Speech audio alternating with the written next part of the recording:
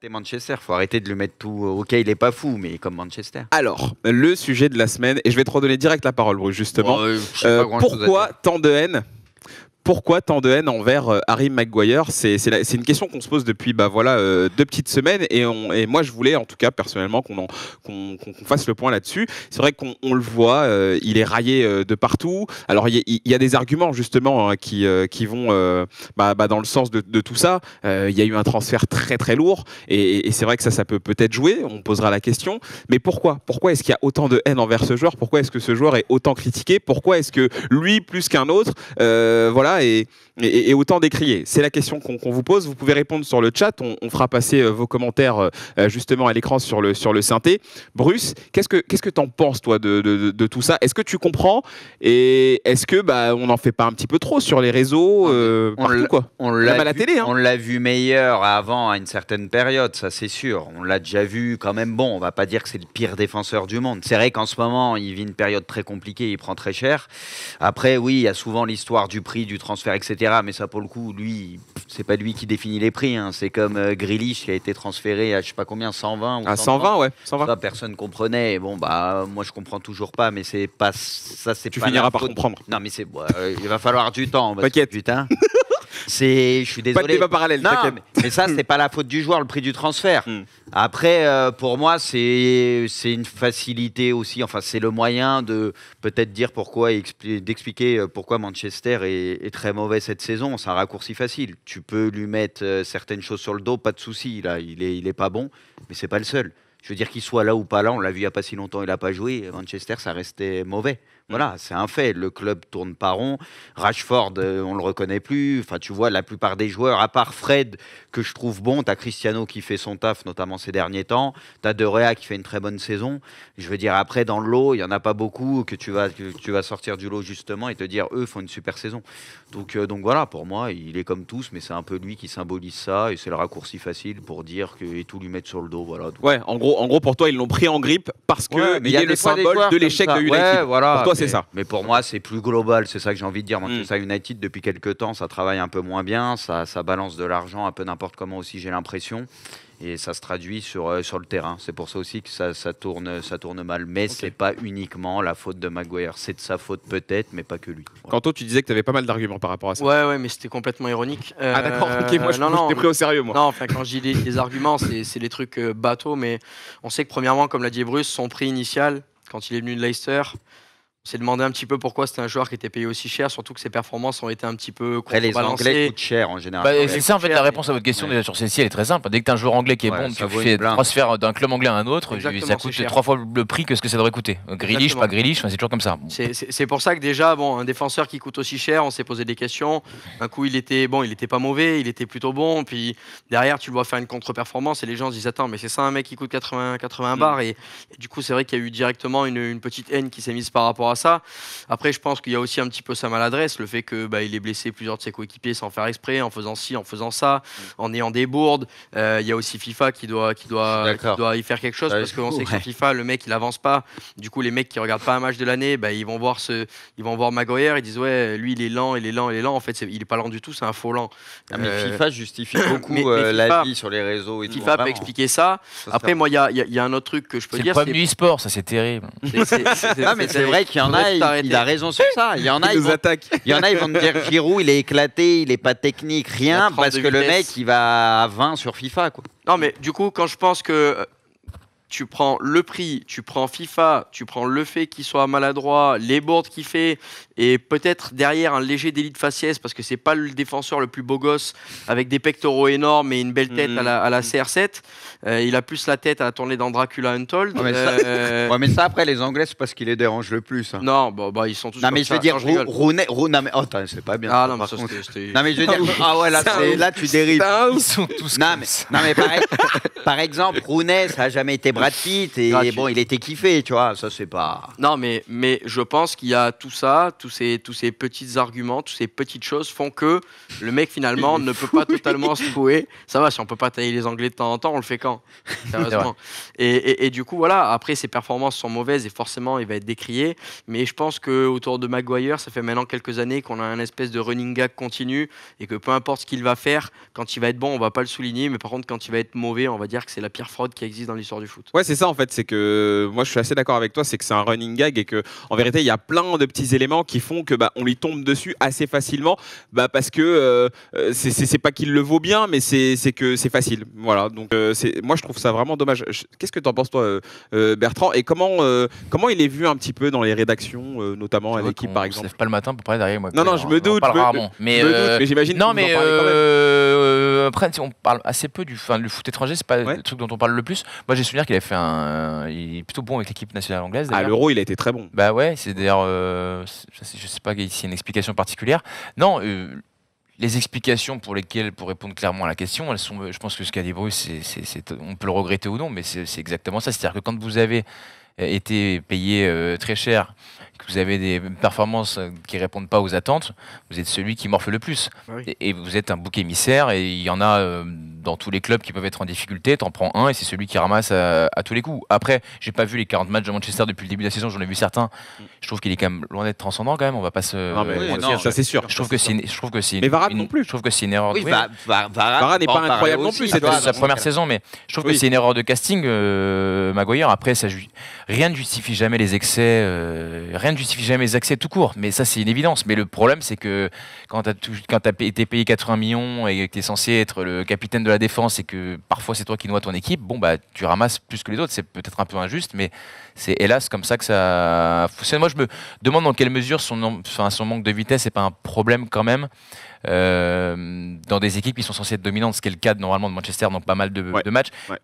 Dans ses précédents clubs, il était dans une équipe qui évolue plus bas sur le terrain, et je pense que ça lui correspond peut-être un peu mieux qu'à Manchester. Et d'ailleurs, l'équipe anglaise, section nationale, elle est assez prudente, bien organisée, sur des transitions, etc.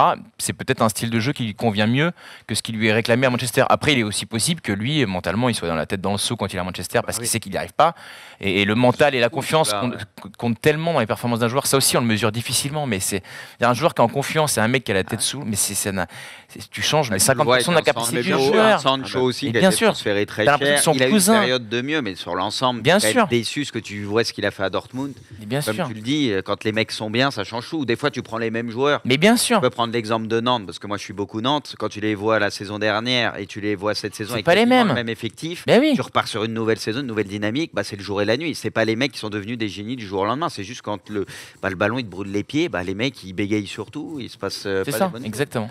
Non, mais oui, et évidemment, l'aspect mental en tout cas joue énormément, et peut-être qu'on le sous-estime beaucoup plus que ce qu'il est vraiment en vérité. Moi, d'une manière générale, dans l'analyse des performances des joueurs, je pense qu'on le sous-estime souvent. Et alors après, je te parle même pas de ceux qui peuvent vivre des périodes difficiles d'un point de vue privé. Alors là, c'est encore autre chose parce que c'est très difficile. Comme N'Golo Kanté par exemple. Voilà, il y a des choses. Mais évidemment, et même très souvent d'ailleurs. Mais après, ils font des métiers publics, les gens les regardent. Bon, ça veut dire que si à un moment donné, il faut faire des enquêtes de voisinage pour savoir comment les joueurs sont, c'est injouable. Donc tu es bien obligé de donner un avis. Sans connaître tout, tu regardes le match et tu le juges sur 90 minutes. Après, effectivement, il peut être pas bien pour différentes raisons, mais ça, c'est très difficile. Tu peux pas tout savoir. Ouais, non, mais c'est sûr. Tiens, on a un supporter de United justement qui veut réagir lui aussi. C'est Mauvaise Âme. Est-ce que tu nous entends? Comment? Mauvaise Âme? Mauvaise Âme. Je vous entends très bien. Mauvaise Âme, tout à fait. Je sais pas si c'est un lien avec United. Aucune idée. Bienvenue à toi. Bienvenue dans l'émission, supporter de Manchester United. Dis-nous, qu'est-ce que tu en penses? Est-ce que tu es d'accord avec tout ce qui a été dit sur le plateau? Est-ce que tu as une autre analyse? Est-ce que même, pourquoi pas, est-ce que tu as des infos, je sais pas, à nous partager? Non, vos arguments sont assez logiques, mais je vais déjà avancer le premier, c'est qu'il a fait pour moi 2 bonnes saisons, à savoir celle d'avant et la première où il est arrivé, où à chaque fois, les gens qui le vannaient sur Twitter, c'était typiquement des supporters qui n'étaient pas de Manchester, c'était d'autres... de Chelsea, de City, de Liverpool, etc., qu'il vannait dès qu'il mangeait un dribble ou quoi, en mode 80 millions pour ça. Voilà, vous voyez un peu l'argument. Mais maintenant, il faut se concentrer un peu sur cette année, car c'est vraiment cette année que ça va pas, et sa saison, elle est catastrophique. Je pense qu'on est un peu tous d'accord là-dessus. Je sais pas qui a regardé le match contre Liverpool, le 4-0 il y a 2 semaines. On l'a tous vu, je pense. Coupable sur le premier et le dernier but, surtout le dernier, tu te dis, le frérot, qu'est-ce qu'il fait, quoi. Mais c'est dans la globalité, et il n'y a pas que lui. Derrière, t'as T'as ce bon vieux Alex Telles et Diogo Dalot, pardon, qui sont là encore pour tirer l'équipe encore plus vers le bas. Parce qu'on l'a vu contre Arsenal, il n'était pas là et pourtant ces mecs-là ont pris le relais. Et en ce qui concerne le déferlement de haine, non, ça n'a pas sa place dans le foot. Le mec, il est mauvais, il n'y a pas de souci, mais de là à lui insulter sa daronne ou à faire des menaces de mort en mode on va faire exploser ta maison si tu quittes pas le club, ça c'est un peu de la merde, vous êtes un peu d'accord avec moi. Oui. Mais cette saison, je vais maintenant aborder plus le point tactique. Le problème qu'il y a, c'est que Solskjaer avant jouait plus bas. Vous l'avez vu, Fred, McTominay, etc. Bloc bas. Contre les gros, on avait 30% de possession, on montrait rien, mais ça tenait. Arrivée de Ronaldo, t'es obligé de jouer plus ambitieux. Enfin, on a vu le recrutement de cet été, Varane, Sancho, CR7, t'es obligé d'être une équipe plus dominante, comme Bertrand l'a dit, je crois, qu'il parlait un peu de ça. C'est ça. À l'arrivée, Manchester a essayé de jouer plus haut, mais c'était du n'importe quoi dès le début, parce que déjà, actuellement, les gars, si vous regardez Manchester United, vous allez taper les barres. Par exemple, je sais pas, on va dire, il joue n'importe quelle équipe de PL qui a le ballon dans son camp, ok ? Tu vas avoir les attaquants qui vont presser. Admettons, ils sont à leurs 20 mètres. Les attaquants vont presser. Les milieux vont être, je sais pas, 5-10 mètres derrière les attaquants. Et tu as la ligne de défense qui, je sais pas pourquoi, va être à 30 mètres, allez, à 40 mètres de son but. Donc, ce qui fait qu'il y aura un trou immense, qui est incompréhensible. Vraiment, regardez certains matchs et je vous jure, vous allez voir ça, vous allez dire, mais c'est pas possible de voir ça. Et ça, c'est en grande partie dû au manque de vitesse d'Harry Maguire, qui fait qu'ils sont censés compenser un peu ça. Parce que si le mec, il doit courir sur 50 mètres pour rattraper un Wilfried Zaha, un Phil Foden ou un qui tu veux, ça va faire mal et ça va faire but à chaque fois. Donc, le déferlement de haine, il est injustifié, mais en soi, les critiques sont tout à fait fondées et cette saison, elle est catastrophique. Et même lui, je pense qu'il a perdu confiance en lui et ses coéquipiers ne reconnaissent plus le capitaine qu'ils ont connu les deux dernières saisons. Donc, à partir de là, quand tu n'as plus confiance en toi avec tes coéquipiers, non plus confiance en toi non plus, c'est compliqué de remonter la pente, quoi. Non mais évidemment, tu as raison. On a bien dissocié les critiques de cette haine, cette campagne de haine qu'on peut observer sur les réseaux et partout ailleurs. Et c'est vrai que tu n'as complètement pas tort. Hein. Moi, je suis un peu comme toi, je suis un peu supporter de United. Et ça, c'est un truc qu'on voit très très vite quand tu vois United jouer. C'est ces trous, c'est ce manque de cohésion entre l'attaque et la défense. Le milieu n'arrive pas à faire le lien entre les deux. Et c'est vrai que Maguire, qui est censé être un petit peu celui qui dirige et celui qui dicte un petit peu et le tempo et la ligne à laquelle la défense joue, tu sens qu'il est perdu. Tu sens qu'il y a un truc qui ne va pas, quoi. Exactement. Est-ce que tu vois les corners aussi ? Tu regardes des fois un peu les corners, un peu comment ils fonctionnent ?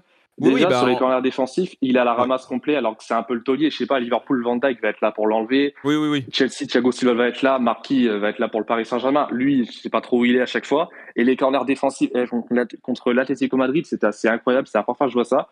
Ce qu'il faisait, il mettait Reynald Lodi, qui faisait 1m75, je crois, pour défendre sur lui. Comme lui, sur corner offensif, il peut pas s'empêcher de pousser avec ses bras ou de monter sur son adversaire. Du coup, la balle arrivait dans la zone, il lui grimpait dessus, faute à chaque fois. Et je vous jure, au moins 2 ou 3 corners de suite, ils ont tenu une faute grâce à ça. Tu te dis, non, mais c'est déconné, les mecs, frérot, sors-toi de ta tête 2 secondes. Ouais. Puis le truc, c'est que il a personne à côté en plus. Des fois, c'était un des deux décès, dont lui, qui est censé être un peu le taulier, ça va pas bien, tu vois. Varane, si encore il était bon, ça pourrait l'aider, ça te met en confiance. Le truc, c'est que là, j'ai l'impression, il y en a pas un pour rattraper l'autre derrière aujourd'hui à United. Et heureusement qu'il y a un De Gea, quoi. Le souci de Varane cette saison, je peux juste dire un truc. En fait, le souci de Varane cette saison, c'est que tous les gros matchs, il n'a pas été là. Liverpool, il n'est pas là les deux. City, il n'est pas là les deux. Enfin bref, il n'a pas été là. Et je vous jure que quand je regarde, pas pour défendre spécialement Varane, mais quand tu es entouré de Maguire, de Telles, de Dalot, c'est le seul à tenir la baraque. Il n'est pas excellent, on l'a vu contre Arsenal, il n'a pas été incroyable, mais c'est le seul un peu à dégager un minimum de sérénité. Et donc, c'est vraiment Harry Maguire, selon moi, de se mettre au niveau s'il va avoir un avenir. Mais avec l'arrivée de Ten Hag, je suis pas sûr qu'il en ait un maintenant. Je pense que il va pas partir cet été avec la Coupe du Monde qui arrive. Mais pour moi, l'été prochain, c'est inéluctable. Mais je sais pas, moi, je trouve que Varane fait pas une bonne saison parce qu'il a pas été assez là. Non, mais ça fait depuis quelques temps. C'est sa première saison. Oui, mais ça fait depuis quelques temps. Sa dernière au Real, déjà, c'était un peu moins fou. Bertrand, tu avais l'air un peu d'accord avec ce qu'il disait. En tout cas, oui, je partage complètement l'avis. D'ailleurs, c'était un peu ce que j'avais commencé à développer sur Là, on parle vraiment d'aspect tactique, même s'il ne faut jamais décorréler la tactique de la confiance de l'équipe, de la confiance du joueur, etc. Tout ceci fait partie d'un bloc. Mais oui, l'arrivée de Ten Hag, à mon avis, sonne la fin de l'ère de Maguire. Enfin, je vois pas comment il peut jouer avec un joueur comme ça en fait. Non pas que ce soit un mauvais joueur, c'est pas le sujet en fait, mais c'est que ça correspond absolument pas à sa manière d'évoluer et du coup tu ne jouerais quasiment que sur ses défauts. Donc c'est quand même pas le but d'utiliser un joueur pour mettre en évidence ses défauts. Donc je vois pas bien comment il va pouvoir perdurer, indépendamment du fait que visiblement tout le monde a envie qu'il s'en aille. Donc si tu mets tout bout à bout, ce serait étonnant qu'il reste. Après, le problème, c'est que ces joueurs-là, à ces niveaux de transfert, et je ne sais pas son salaire exactement, mais à ces niveaux de salaire-là, des clubs dans lesquels ils peuvent rebondir, il n'y en a pas beaucoup. C'est toujours ça aussi la difficulté, quoi.